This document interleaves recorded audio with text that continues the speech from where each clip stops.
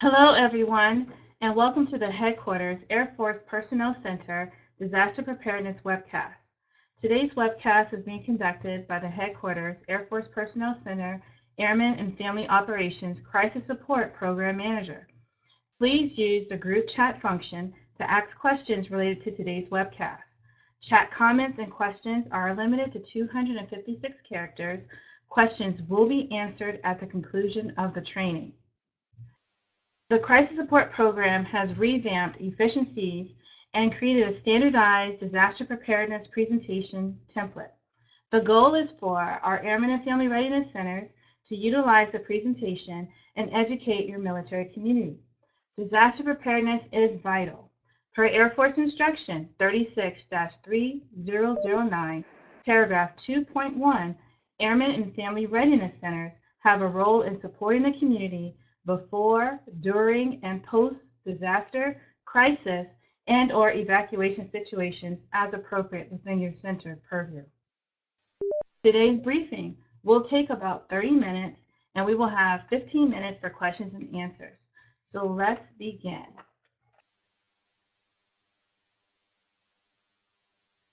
Today, we'll provide you an overview of disaster preparedness, discuss the phases of disaster preparedness, learn the 3 types of disasters. In addition, we'll cover disaster toolkits, upcoming awareness months, and the next steps. Okay, so disaster preparedness. To prepare for disaster preparedness, we can only predict and, where possible, prevent disasters, mitigate their impact on vulnerable populations, and respond to and effectively cope with their consequences. Disaster preparedness refers to measures taken to prepare for and reduce the effects of disasters.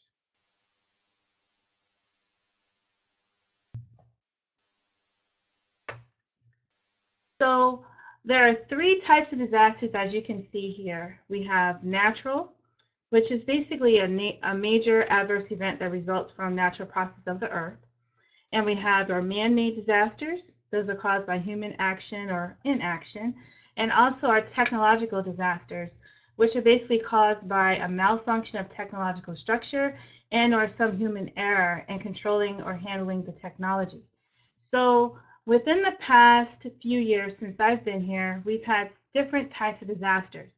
So what type of disasters have you experienced? If you can type them in the chat area.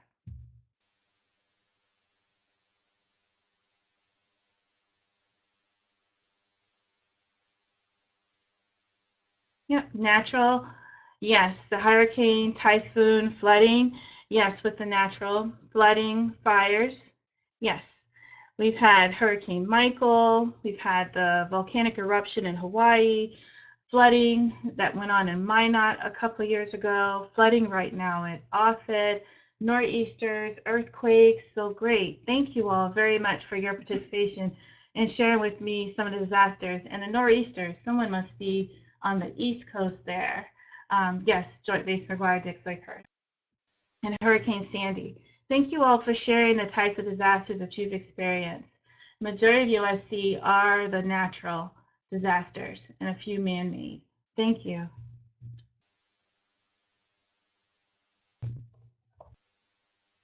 So I have a question. After we considered some of those disasters that are around the U.S., which do you feel caused the most issues? Which disaster causes the most issues in the U.S.? Do you think it's A, hurricanes, B, tornadoes, C, earthquakes, or D, flooding?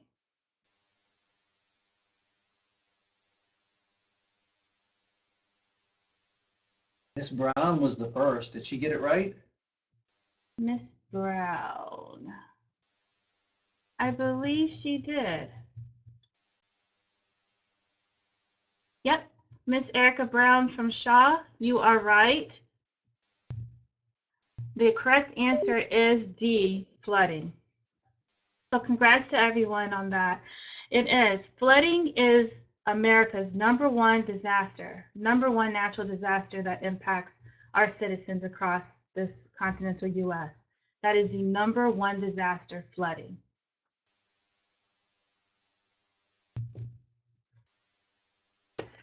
The key elements to disasters are basically that disasters are relatively unexpected.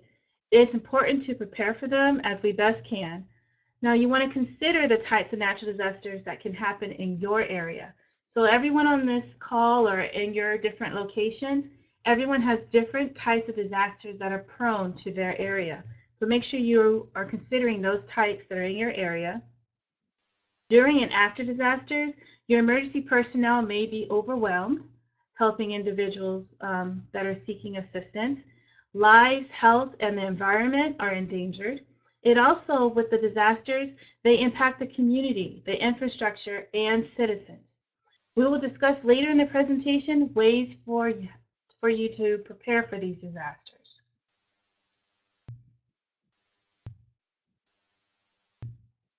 Now, there are 4 phases of disaster preparedness. The first one is to be informed. 2, you need to make a plan. 3, build a kit. And 4, get involved. And we're going to cover these more in detail during this presentation. So the goal is to make sure everyone is aware of these phases so they can get ready because these disasters are happening around our area. To be informed, it means basically what might happen in the first step in preparing for an emergency and disaster. You have to be informed. This means that you must identify the most common disasters that occur in your area, identify possible hazards with the most severe impact, research and know how to get those emergency alerts or even local alerts in your area, consider recent or historical impacts. When we think of those recent or historical impacts, that could be if you're in that Gulf Coast area of Louisiana, lessons learned from Hurricane Katrina, and the Panhandle of Florida, lessons learned from Hurricane Michael. On the coast of the East Coast, you have the lessons learned from Andrew, Floyd, Hugo, and Sandy and Isabel. So you have all those lessons for the hurricanes. California, you have all the lessons from the wildfires that may have happened. So you have to consider those historical impacts. Also, identify those susceptible locations in the community for specific hazards. Consider what to expect if you're going to have some disruption of service. And most importantly, you must know your evacuation routes.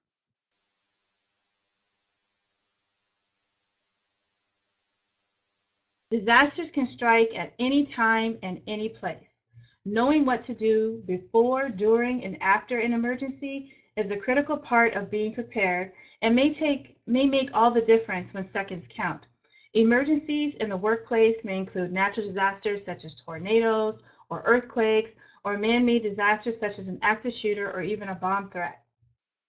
You must identify how you can get the information and alerts from local authorities during a disaster, emergency, and how you will stay informed. You need to know and learn how to receive those alerts at work and know what to do when an announcement is made. Should you stay? Should you go? There are a number of ways you can receive emergency alerts. You have the emergency alert system, and this system delivers emergency information such as weather information, imminent threats, amber alerts, and local incident information. You also have your wireless emergency alerts, and that's again used for imminent threats, amber, and even presidential alerts. You also have the National Oceanic and Atmospheric Radio, where you can utilize that system to broadcast any official warnings, watches, forecasts, and other hazard information. And this is available 24 hours a day, 7 days a week. So these are tips for home and workplace preparedness. So step 1 was being informed. Now step 2, we have to make a plan. So when you're making that plan, the first thing you have to do is put together a plan by discussing these 4 questions with your family and friends, or even your household, to start your emergency plan. How will you receive your emergency alerts and warnings? What is my shelter plan? What is my evacuation route? And what is my family or household communication plan? Step 2, you need to consider what are those specific needs in your household. As you prepare your plan, tailor your plans and your supplies to your specific daily needs and responsibilities. Discuss your needs and responsibilities and how people in your network can assist with other communication, the care of your children, your business, your own personal network, or specific areas where you need assistance. Okay? So, not just your business, but you also have to think of any special needs that may interfere with your operation or even some type of equipment. So, you have to think of those type of things there.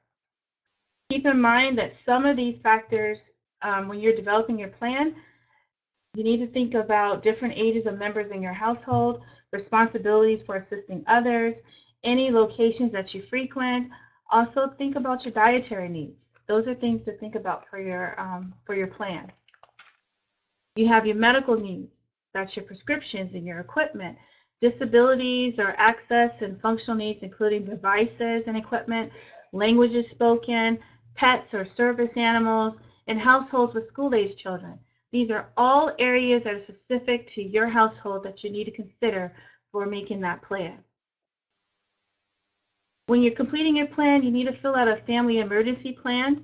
And this is a plan that can actually be downloaded through the FEMA site. And I put the link here for the ready.gov, make a plan.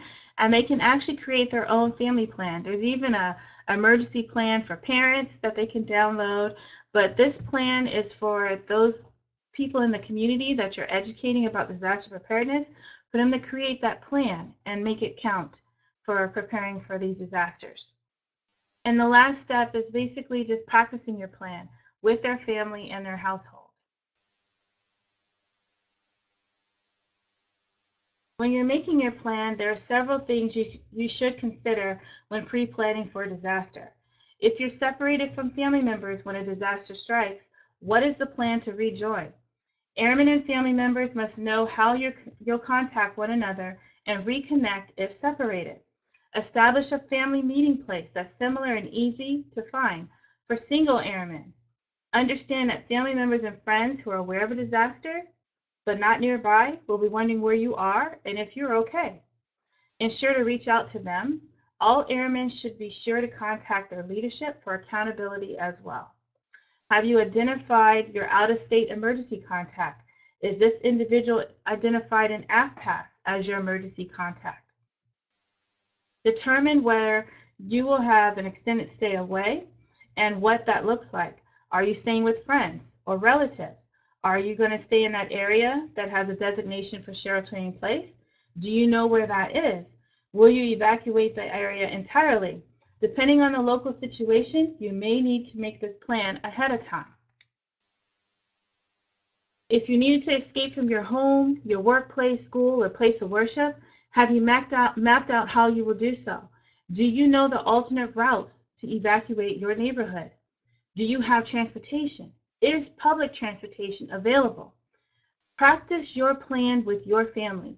Everyone must know what to do, how to do it, and if you have a binder or an evacuation kit, each person should know where that is so they can grab it and go.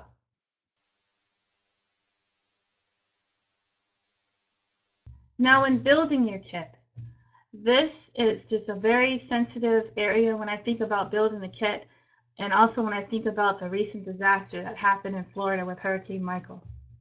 When building a kit, basically being prepared for an emergency isn't just about staying safe during a disaster. It's about how to stay comfortable, clean, fed, and healthy afterwards, when a storm or disaster may have knocked out electricity. If you lost power, how would you eat? The refrigerator can't keep your foods cold. The microwave can't warm things up. You might not get clean water out of your faucets. How would you find out if it was safe to play outside? Not from your TV or your computer. So how are you going to get that information? That's why it's important for families to work together to build an emergency kit before an emergency strikes. There should be enough food, water, clothing, and supplies to last for at least 3 days. Now, listed are items that you, your family may need, and these are very important items to share with your military community. Water, you need at least 1 gallon per person per day. Food, you need at least a 3-day supply. A battery-powered or hand-crank radio, excuse me, a flashlight, first aid kit, some batteries, extra batteries, moist towelettes to make sure that you can stay clean, garbage bags, a manual can opener, a wrench or pliers because you may have to shut off utilities, local maps, and a whistle, of course, to call for help. Now there's a link there where you can utilize there's another checklist that you can utilize for disaster kit items.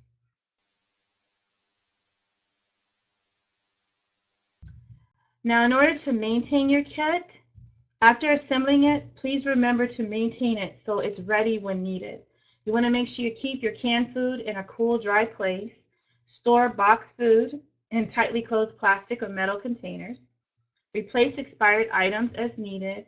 Reconsider your needs and rethink those needs every year and update your kit as your family's needs change. Your supplies need to sustain your family for at least 72 hours. However, based on recent disasters such as Hurricane Harvey and Hurricane Michael, FEMA suggests that families prepare for 10 to 14 days.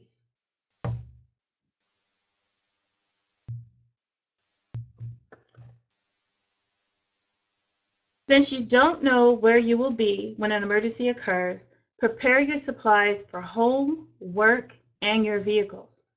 At home, this kit is designed to be kept in a designated place and have it ready in case you have to leave your home quickly. Make sure all your family members know where this kit is kept. At work, be prepared to shelter at work for at least 24 hours. Your work kit should include food, water, and other necessities like medicines, as well as comfortable walking shoes stored in your grab-and-go case. In your vehicle, in case you're stranded, make sure you keep an emergency supplies kit in your car. So with your vehicle, you want to make sure you have jumper cable, flares or reflective triangle, ice scraper, cell phone charger for your phone, blankets, maps, and also maybe good to have some cat litter or sand for better tire traction. And there's more details for kits for your car and the website link that's listed on the slide.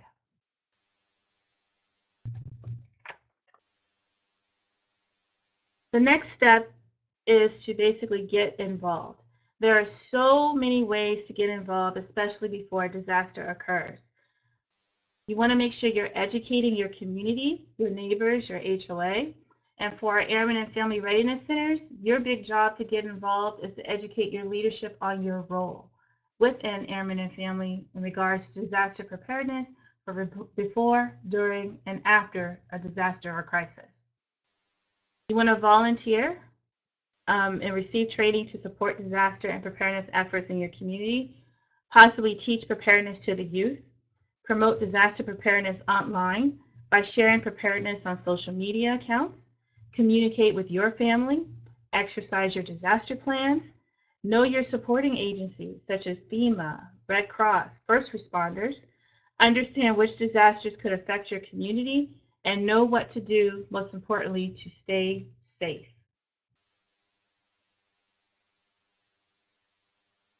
Americans at all income levels have experienced the challenges of rebuilding their lives after disaster or any other emergency.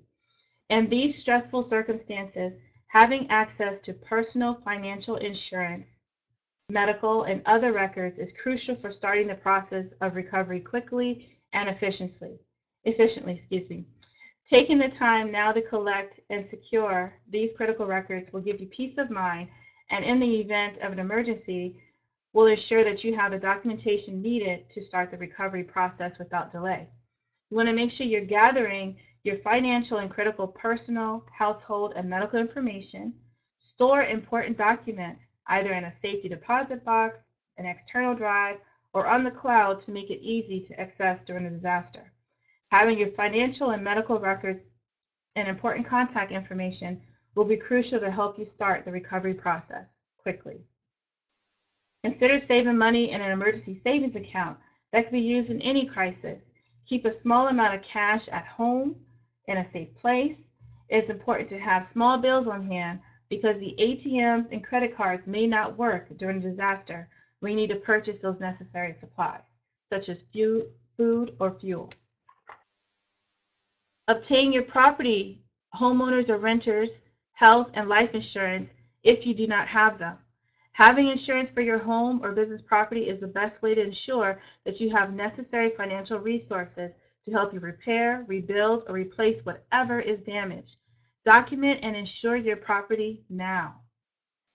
Make sure you're reviewing your existing policies for the amount and extent of coverage to ensure what you have in place is what is required for you and your family for all possible hazards. When we look at Hurricane Michael, that was a huge factor where we had families that were impacted by that hurricane that hit, and their policies did not have the sufficient coverage to get their homes repaired. So now is the time to encourage their community to start reviewing those policies to make sure they have the correct amounts. Keep in mind that homeowners insurance does not typically cover flooding, so you may need to purchase a flood insurance from a national flood insurance program. There's Emergency Financial First Aid Kit that is a joint publication from the Operation of Hope and FEMA, and this helps you prepare financially and provide tips to reduce the impact disasters can leave you financially.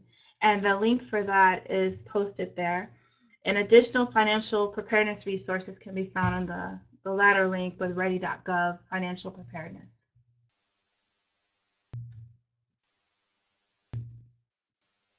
Now listed are 12 simple ways to make sure that you're prepared for this disaster season.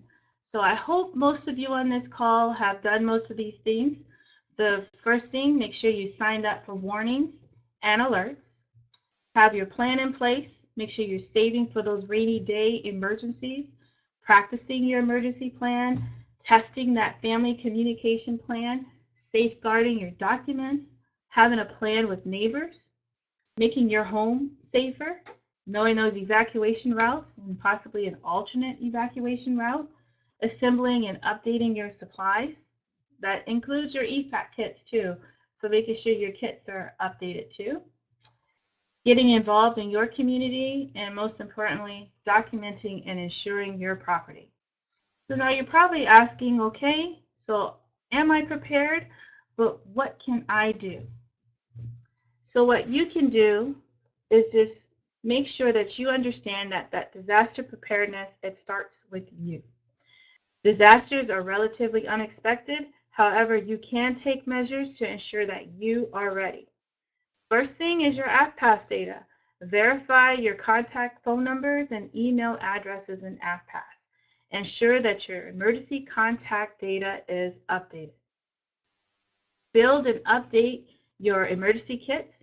That includes your EFAC kits, your home kit, your car kit, your work kit, making sure all of that is updated. Don't wait for a crisis event to start building your kits. I've seen this here when we had Hurricane Harvey or any hurricane. You ever notice when you go to the grocery store and there's a hurricane bearing down, and then when you need to get water, is there any water left for you? So now is the time really to start making sure you have your kits together. Or when you're trying to fuel up and everybody is trying to go, and then there's a fuel crisis, and then there's no more fuel for you to go because everyone is in a panic with the crisis. So just make sure that you are prepared. Don't wait for the crisis to happen. Stay prepared. Make sure your kits are assembled in multiple locations, like I said earlier, at home, your work, or your car, and examine your own home for any potential hazards, and just take action just to mitigate those hazards. As part of disaster preparedness, we need to make sure we're promoting the preparedness. I'm not quite sure if all of you are aware that March is actually Flood Safety Awareness Month. I don't know if everyone noticed that, but it is Flood Safety Awareness Month, and I know it kind of hits home because we do have quite a bit of flooding the flooding that happened at Offutt over the weekend, and now it's proceeding into the state of Iowa. So flood safety awareness, and as we stated earlier, that is the #1 disaster in the U.S. So with the flood safety, there's toolkits that are available through ready.gov where you can take these toolkits and promote preparedness on your installation through social media or even in your own presentations in your center. Also, National Tsunami Awareness Week is coming up next week, and then there's different information regarding that promotion. And April is Wildfire Safety Awareness, and there's an actual toolkit. My goal here with Airmen and Family as your Crisis Support Program Manager is to make sure everyone is prepared. With all the efficiencies, I just have a goal to make sure everyone is prepared and that we're all in sync in promoting that preparedness with potential disasters that could be in your area. We want to make sure you're prepared and that you are sharing this to make sure, sharing this information with your community. Listed are some resources for you to utilize. Of course, you have FEMA, ready.gov, the Red Cross American Red Cross as a resource. The Air Force has a Be Ready website that has multiple handouts and information to pass out to families with emergency preparedness. For you think of any disaster, the Air Force Be Ready site has it listed there. If it's volcanoes, if it's tsunamis, typhoons, cyclones, it's there on their website with even some resources for the adults and for the children to utilize. In addition, ready.gov has a calendar of events for the whole year for all the preparedness months. I kind of kept this good for up until May, but there's different preparedness months throughout the year in regards to crisis. In addition, I want to share a few handouts with you. So Leon, do you mind helping me show a few handouts?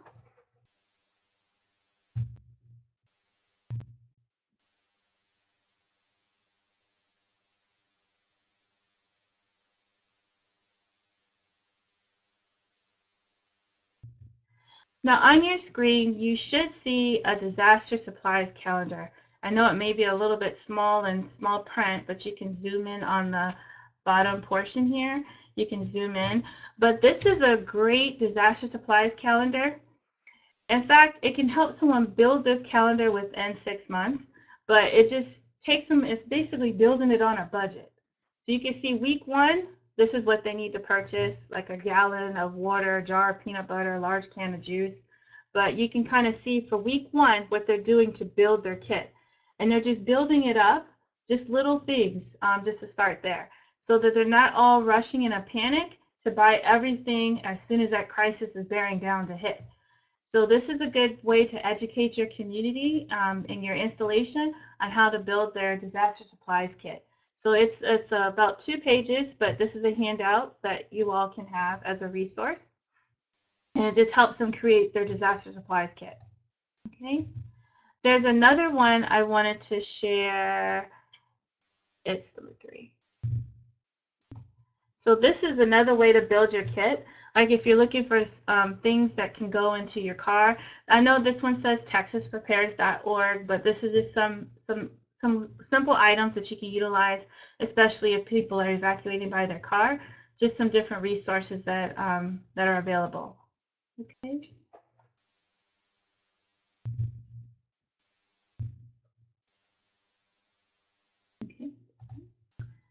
And what you also have too is a template. So everything that I have prepared for you today, you have a template. It has the notes on there. So it already has like the presentation notes of what to state. You can take this, run with it, and it could just be little tidbits. You can share at a town hall. You can share at commander's call, your own brief to just make sure you're providing disaster preparedness to your military community. So this is yours to take and just run. And again, this is a standardized template, and the goal is for all of our centers to utilize this to educate their community on disaster preparedness. And you can add to it if you want to prepare for those disasters that are prone in your area. You can add a little bit to it, but this is just a standardized template for you to have for your centers. And these documents are in the download center with the slides, and all 3 of these attachments are in the download center that you can download.